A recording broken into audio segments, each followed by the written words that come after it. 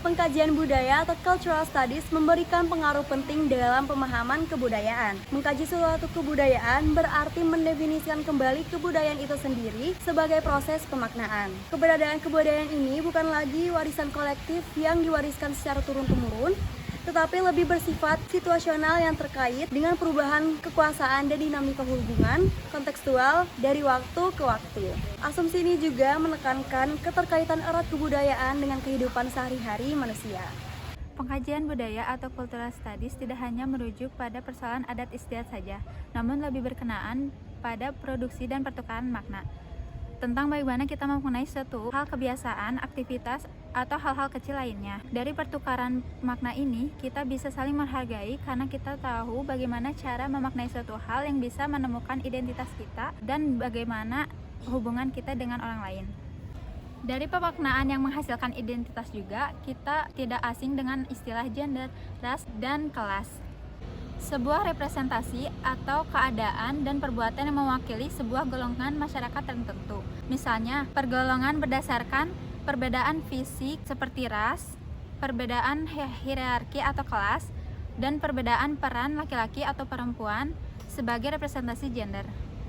Oleh karena itu, pengkajian budaya lebih dari sekedar mengeksplorasi adat istiadat. Hal tersebut memberikan pemahaman terhadap bagaimana kita memberikan makna dalam berbagai hal di kehidupan sehari-hari. Kita bisa saling menghargai dan hal tersebut membantu kita memahami identitas diri dan menentukan di mana posisi kita berada di dalam masyarakat.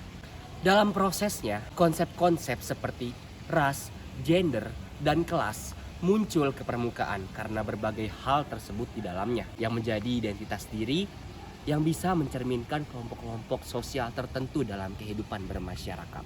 Banyak kasus mengenai representasi gender, ras, kelas, feminitas, dan globalitas di Indonesia. Salah satu contohnya ialah kerusuhan 1998 untuk representasi ras dan pembunuhan terhadap perempuan atau femicide untuk representasi feminitas. Itu hanya sebagian kecil dari contoh kasus yang terjadi di Indonesia dan mungkin kedepannya makin banyak yang terjadi dan harus diperhatikan dan dicarikan solusinya. Salah satu contoh kasus yang mencerminkan representasi isu gender ialah adanya ketimpangan partisipasi perempuan dalam dunia politik di Indonesia. Di tingkat politik, perempuan seringkali kurang diwakilkan dalam lembaga legislatif dan eksekutif. Meskipun ada peningkatan jumlah dalam pemilu tahun lalu, itu tidak menutup jarak antara jumlah laki-laki dan perempuan. Hal ini mengindikasikan adanya hambatan struktural, stereotip gender, dan kurangnya dukungan terhadap perempuan yang berpartisipasi dalam dunia politik. Selain itu, perempuan politisi rentan mengalami pelecehan, ancaman, serta diskriminasi dalam dunia politik. Hal ini bisa mencakup serangan terhadap reputasi dan ancaman kekerasan. Selain itu, menurut kok bisa perempuan yang masih terlibat dalam dunia patriarkis atau budaya patriarkis, mereka harus memilih antara menjadi ibu rumah tangga atau berkarir di dunia karir. Memang menjadi ibu rumah tangga merupakan kegiatan yang mulia, tetapi hal ini menjadikan mereka merasa ada batasan dan mereka harus memilih dibandingkan dengan laki-laki.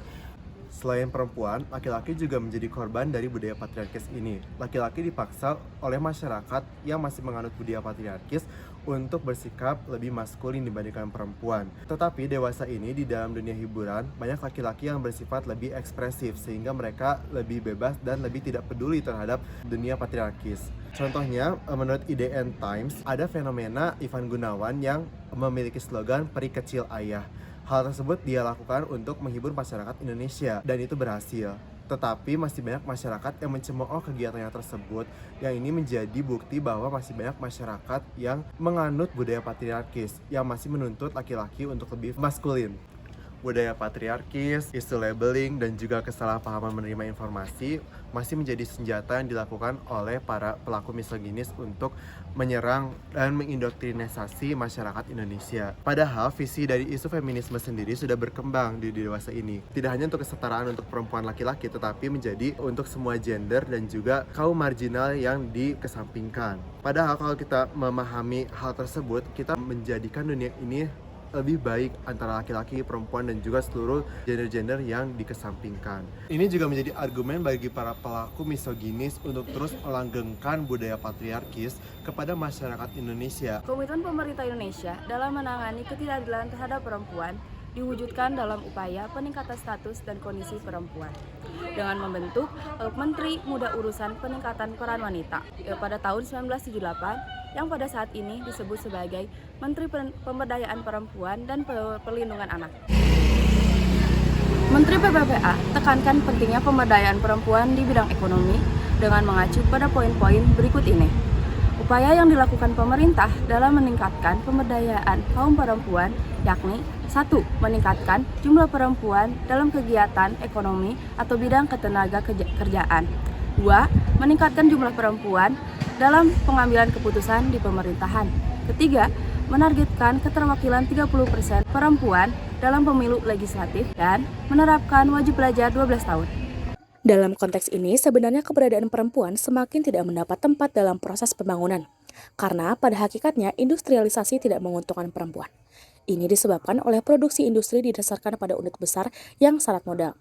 Ini berarti akan mengurangi pekerjaan perempuan, di mana tenaga kerja yang dibutuhkan adalah yang terampil dan profesional. Jadi, pengembangan sumber daya perempuan melalui pemberdayaan yang berorientasi terhadap pengembangan peran dan martabat perempuan yang diupayakan oleh kedua organisasi tersebut sebenarnya berakar pada model WID atau Women in Defense yang berasumsi bahwa ketidakberdayaan dan keterbelakangan perempuan disebabkan kurangnya pendidikan. Dalam pemikiran tersebut, kaum perempuanlah yang harusnya diberdayakan untuk diaktifkan, bukannya merubah kebijakan pemerintah yang sesuai dengan kebutuhan perempuan. Karena asumsi dan pemikiran dari WID atau Women in Defense berimplikasi terhadap perubahan dari obsesi kecenderungan pertumbuhan yang bersifat pragmatis, modernis, dan juga berorientasi terhadap pertumbuhan. Nah, kesetaraan antara laki-laki dan perempuan ini bisa terjadi sebagaimana mestinya apabila terjadi suatu progres demokratis. Nah, ini juga melibatkan ruang gerak dan wewenang pemerintah terhadap perempuan inilah untuk mengaktualisasikan potensi dalam dirinya untuk menentukan masa depan dan juga nasibnya. Nah, dalam konteks ini, seharusnya pemerintah menurunkan intervensinya kepada rakyat dan secara bersama-sama baik perempuan maupun rakyat melakukan perubahan-perubahan yang bersifat demokratis yang nantinya akan menciptakan suatu proses dalam pemberdayaan perempuan yang sebagaimana mestinya dan diharapkan. Bukan hanya Indonesia, melainkan seluruh dunia juga berfokus pada isu yang sama. Terbukti itu terdapat di dalam poin kelima SDGs, yaitu kesetaraan gender. Lantas, sebagai mahasiswa, apa peran dan aksi nyata yang bisa kita lakukan? Tentunya nyatanya sebagai seorang mahasiswa, kita perlu memberikan ruang aman dan nyaman bagi seluruh individu, baik perempuan maupun laki-laki. Itu juga untuk membuktikan bahwa semuanya peduli terhadap yang namanya kesetaraan gender, dan nantinya dapat memberikan ruang aman bagi mereka semua. Program pendidikan dan pelatihan juga perlu dicanangkan oleh seluruh insan yang ada di dalam kampus, baik mahasiswa, fakultas, dan juga staf kampus, yang nantinya bisa untuk membahas tentang materi yang relevan, misalnya stereotip mengenai kesetaraan gender atau tentang isu kesetaraan gender. Dengan itu nantinya akan menambah wawasan dan membuka pengetahuan lebih jauh tentang hal tersebut. Selain itu, kita juga perlu yang namanya kesadaran terhadap kesetaraan gender itu sendiri. Maka dari itu perlu adanya program-program pengembangan diri, mulai dari adanya seminar, lokakarya, diskusi panel yang bisa berkolaborasi dengan berbagai insan di dalam kampus, seperti misalnya bagaimana laki-laki memperjuangkan tentang kesetaraan gender, bagaimana isu feminisme, dan banyak isu-isu lainnya yang masih relevan juga.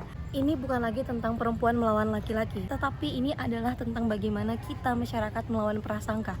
Maka dari itu, jika bukan dimulai dari kita, maka siapa yang memulainya? Dan jika bukan diberantas oleh kita, maka siapa yang nantinya akan memberantasnya? Dan jika bukan untuk kita, maka siapa lagi yang akan mendapatkan keuntungannya? Agar solusi tersebut dapat terlaksana, hadir beberapa lembaga yang dapat membantu perempuan untuk mengembangkan diri.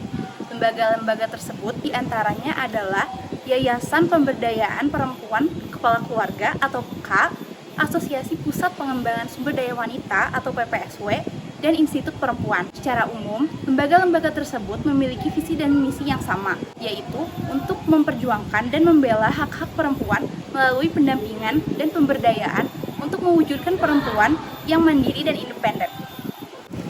Dalam skenario yang lebih buruk, ketidaksetaraan gender dapat berubah menjadi kasus kekerasan dan eksploitasi terhadap perempuan. Apabila di antara kalian mengalami hal tersebut, atau melihat seseorang di antara kalian yang mengalami hal yang sama, dapat menghubungi beberapa layanan berikut.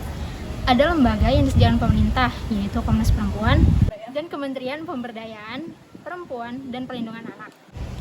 Adapun lembaga swadaya masyarakat diantaranya Kolektif Advokat untuk Keadilan Gender, Lembaga Bantuan Hukum Asosiasi Perempuan untuk Keadilan atau LBH Apik Jakarta, dan Forum Pengadaan Layanan.